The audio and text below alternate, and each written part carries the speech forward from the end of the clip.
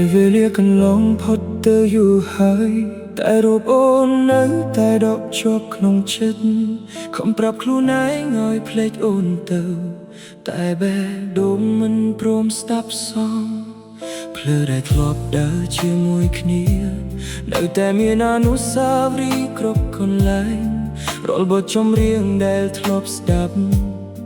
នៅតែរំលឹកឲ្យនឹកដល់អូនមនុស្សជាច្រើនចូលមកក្នុងជីវិតតែគ្មាននរណាដូចអូនឡើយបងខំញញឹមនៅមុខគេតែយប់ឡើងបាយជាលយំណែបឯងបងភ្លេចសង្សារចាស់មិនបានទោះបែកគ្នាយូរប៉ុណ្ណាក៏ដោយបេះដូងបងនៅតែរក្សារូបអូនដូចថ្ងៃដែលយើងទើបស្រឡាញ់គ្នាបងភ្លេចសង្សារចាស់មិនបានទោះដឹងថាអូនមានជីវិតថ្មីនៅតែនឹងអូនរាល់យប់រាល់ថ្ងៃទាំងដឹងថាយើងមិនអាចវិលវិញទូរស័ព្ទនៅតែមានរូបអូនសារចាស់ក៏មិនហ៊ានលុបចោលព្រោះខ្លាចថាបើលុបវាចេញអនុស្សាវរីយ៍យើងនឹងបាត់ទៅដែ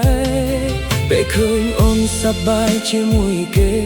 បងបានត្រឹមជូនពរពីចម្ងាយและការឈឺចាប់ទុកក្នុងចិត្តមិនឲ្យនរណាម្នាក់បានដឹងបងមិនចង់រៀបរំលែកអូនទេ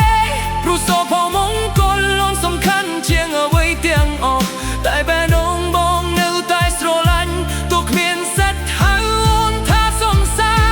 រទៀតក៏ដែ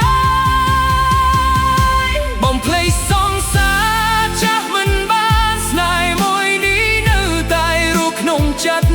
ទោះថ្ងៃសែកបងត្រូវដាវអ្នកឯមក៏នៅតែរក្សាការចងចាំរបស់អូនបងភ្លេចសង្សារចាស់មិនបានប្រហែលព្រោះបងស្រឡាញ់អូនខ្លាំងពេកនៅសល់តែអនុស្សាវរីយ៍នឹងទឹកភ្នែកជាមួយបេះដូង